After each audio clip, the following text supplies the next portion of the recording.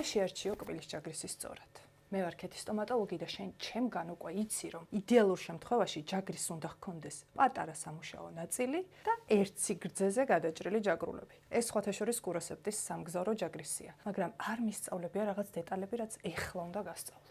შეხვედი აფთიაქში და ხედავ, რომ ყველა ჯაგრის სხვადასხვა ციფრები აწერია.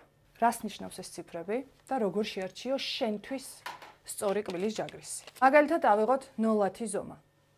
ეს ჯაგრისი უნდა შეარჩიო მაშინ, როდესაც გაქვს ძალიან მძიმე ანთებითი დაავადება პირის ღრუში და ასევე შეგიძლია ქირურგიული манипуляციების შემდგომ, რომ ჭრილობას კარგად მოუვარო. შემდეგი 0-12 ზომა უნდა გამოიყენო მაშინ, როდესაც გაქვს საშუალო ფორმის გრძილების ანთება, ხოლო 0-15-ის გამოყენება უკვე მსუბუქი გრძილების ანთების დროს შეგიძლია.